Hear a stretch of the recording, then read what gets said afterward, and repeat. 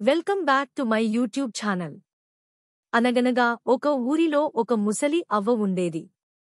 ఆ అవ్వకు ఇద్దరు మనవరాళ్ళు. ఒక ఆమె కూతురు బిడ్డ, రెండోది కొడుకు బిడ్డ. కూతురు బిడ్డ పేరు చండి. కొడుకు బిడ్డ పేరు గౌరీ. గౌరీ చక్కటి చుక్క. కాని అవ్వ ప్రాణమంతా చండి మీదనే. గౌరీ అంటేనే అసలు గిట్టేదిగాదు. పాచిపని దగ్గరనుండి ఇంటి పనులన్నీ గౌరీ చేతనే చేయించేది. ఒకరోజు గౌరీ బావికి మంచి నీళ్లు తేవడానికి వెళ్ళింది. అక్కడికి ఒక దేవకన్య ముసలి దాని రూపంలో వచ్చి, అమ్మా, అమ్మా, బాగా ఆకలిగా ఉన్నది. కాస్తంత నీళ్లు పొయ్యమ్మా అని అడిగింది. అలాగే పోస్తాను అవ్వా. ఉండు అని బిందెతో నీళ్లు తీసుకెళ్లి ఆవకు పోసింది. ముసలి అవ్వ సంతోషించి, అమ్మా, నువ్వు మంచి పిల్లవి. నీకు ఒక వరం ఇస్తున్నాను. నువ్వు మాట్లాడినప్పుడల్లా ఒక్కో మాటకు ఒక్కో మాణిక్యం రాలుతుంది. ఇక నువ్వు నవ్వావా, నవరత్నాలు రాలుతాయి అని దీవించింది. గౌరీ ఇంటికి చేరేసరికి రోజూ కంటే కాస్త ఆలస్యమైంది. వాళ్ళ అవ్వ బాగా తిట్టింది ఆలస్యమైనందుకు. అవ్వా అవ్వా, నాకు బావి దగ్గర ఒక ముసలిది కనపడి మంచినీళ్లు పొయ్యమన్నది. పోసి వచ్చేసరికి కొంచెం ఆలస్యమైంది అన్నది గౌరీ. గౌరీ అలా మాట్లాడుతుంటే ఆమె నోట్లో నుండి మాణిక్యాలు టపటపా రాలడం జరిగాయి. అది చూసిన అవ్వకు ఆశ్చర్యం వేసి, ఇదేమిటి తల్లీ? మాణిక్యాలు పడుతున్నాయి నీ నోటి నుంచి, ఇది నిజమా, కలా అని అడిగింది. అవ్వ గౌరిని తల్లీ అని ముద్దుగా పిలవటం ఇదే మొదటిసారి. గౌరీ బావి దగ్గర జరిగిన విషయం అంతా అవ్వతో చెప్పింది. అరే, విచిత్రంగా ఉందే. అయితే మన చండిని కూడా నీళ్లకు పంపాలి అని అవ్వ చండిని పిలిచి జరిగిందంతా చెప్పి నీళ్లకు పొమ్మని చెప్పింది. చండి బిందె, చెమ్ము తీసుకుని వయ్యారంగా నూతి వద్దకి వెళ్ళింది. మళ్లీ వెనకటి మాదిరిగానే ముసలిది వచ్చి దాహానికి నీళ్లు అడిగింది. చండి కోపంతో, పో పో, దరిద్రపు ముండా. నేను ఇక్కడికి నీకు పూరికే నీళ్లు పొయ్యటానికి రాలేదు. మా గౌరికి ఇచ్చినట్లుగా నాకు కూడా ఒక వరం ఇస్తే నీకు నీళ్లు పోస్తాను అన్నది. అలాగే నమ్మా, ఆ వరమే నీకు ఇస్తాను. నాకు నీళ్లు పొయ్యి అన్నది ముసలిది. చండి నీళ్లు తెచ్చి ముసలిదాని దోసిట్లో పోసింది. అయితే చండికి నీళ్లు పొయ్యటం చేతకాలేదు. ముసలిదాని ముఖమూ, బట్టలూ అన్నీ తడిపింది. ముసలిదానికి కోపం వచ్చి, ఓ చండి, నువ్వు మాట్లాడినప్పుడల్లా నీ నోట్లో నుంచి కప్పలు పడతాయి. ఇక నువ్వు నవ్వావా, తేళ్లు, బండ్ర కప్పలు, పాములు పడతాయి అని మాయమైపోయింది. పాపం చండి ఏడుపు మొహంతో ఇంటికి తిరిగొచ్చింది. అవ్వ ఉత్సాహంతో ఎన్నో అడిగింది. కాని ఒక్కదానికి చండి జవాబు చెప్పలేదు. అవ్వకు కోపం వచ్చి, దున్నపోతా ఎంత పిలిచినా మాట్లాడావు. నీ నోటి రత్నాలు రాల్తాయనా అని ఫెడీ ఫెడీ 2-3 దెబ్బలేసింది.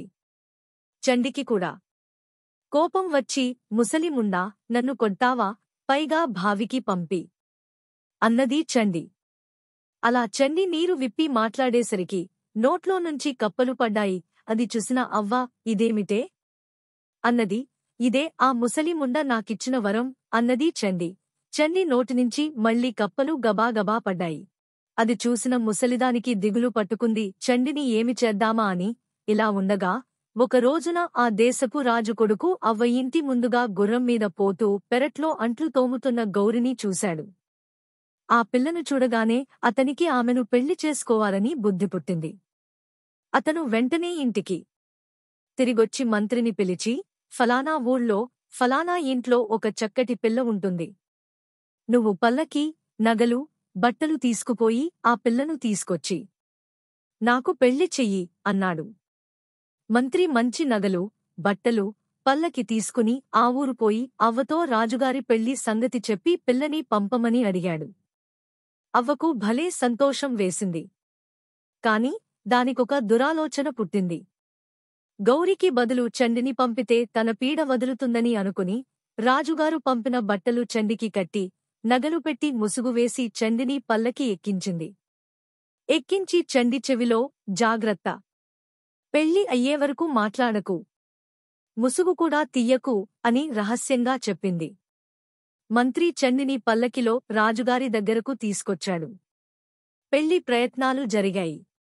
చండి పెళ్లిరోజు వరకు మాట్లాడకుండా, ముసుగు తీయకుండానే గడిపింది. కాని పెళ్లి పీటలమీద కూర్చున్న తర్వాత తప్పలేదు. పురోహితుడు ఏవో మంత్రాలు అనమన్నాడు. చండి మరిచిపోయి మంత్రాలు చెప్పేసరికి కప్పలు ఆమె నోట్లోనించి పడుతున్నాయి. అది చూసిన చండికి నవ్వొచ్చింది. ఆపుకోలేక పకపకా నవ్వింది. ఇంకేముంది, తేళ్లు, పాములు కుప్పలు కుప్పలుగా పడ్డాయి మండపం అంతా. పురోహితుడు, పెళ్లి పెద్దలు వాటిని చూసి భయంతో అంతా పారిపోయారు. రాజు కొడుక్కి కోపం వచ్చింది. పీటల మీదనుంచి లేచి వెంటనే చండి అవ్వ దగ్గరకు పోయాడు. అవ్వ అప్పుడు వంటింట్లో బూరెల బుట్ట దగ్గర కూర్చుని తింటున్నది. అక్కడే ఒక పక్కన గౌరి కూడా వంట పనులు చేస్తున్నది. రాజు కొడుక్కి గౌరిని చూడగానే ఆశ్చర్యం వేసింది. నువ్వు ఇక్కడికి ఎట్లా వచ్చావ్ అని అడిగాడు. గౌరిని, నేను కూడా మా అవ్వకు ఒక మనవరాలనే అన్నది గౌరి వినయంగా. గౌరి ఈ మాటలనగానే నోటివెంట రత్నాలు రాలాయి. అప్పుడు రాజు కొడుక్కి అవ్వ చేసిన మోసం తెలిసింది. కోపంతో మంత్రిని పిలిచి, ఈ అవ్వను, దాని మనమరాల్ని తీసుకెళ్లి గుండు గొరిగించి గాడిద నెక్కించి పూరి చుట్టూ 3 మాట్లు తిప్పి ఊరి బయటికి వెళ్లగొట్టు అని ఆజ్ఞాపించాడు. ఈ మాట వినగానే గౌరికి ఏడుపులో కూడా నవ్వొచ్చింది. గౌరి నవ్వటమేమిటి, నవరత్నాలు రాలటమేమిటి ఒక్కసారే జరిగినాయి. గౌరి అవ్వను, చండిని వదిలిపెట్టమని బ్రతిమాలింది. రాజుకొడుకు గౌరీ మాట ప్రకారం వాళ్లని వదిలిపెట్టాడు. ఆ తర్వాత ఆకాశమంత పందిరి, భూదేవంతా అరుగు వేసి అంగరంగ వైభోగంగా గౌరిని పెళ్లి చేసుకున్నాడు. గౌరీ, రాజుకొడుకు సూరేళ్లు బతికి హాయిగా రాజ్యమేలారు. ఈ కథ మీకు నచ్చితే ఈ వీడియోని లైక్ చేసి నా ఛానల్ని సబ్స్క్రైబ్ చేసుకుంటారని ఆశిస్తూ మళ్ళీ మరొక మంచి కథతో మీ ముందుకు వస్తాను. అప్పటివరకు సెలవు. మీకు ఈ కథ నచ్చితే ఈ వీడియోని లైక్ చేసి నా ఛానల్ని సబ్స్క్రైబ్ చేయండి. మళ్ళీ మరొక చక్కని కథతో మీ ముందుకు వస్తా. సెలవు. జై హింద్.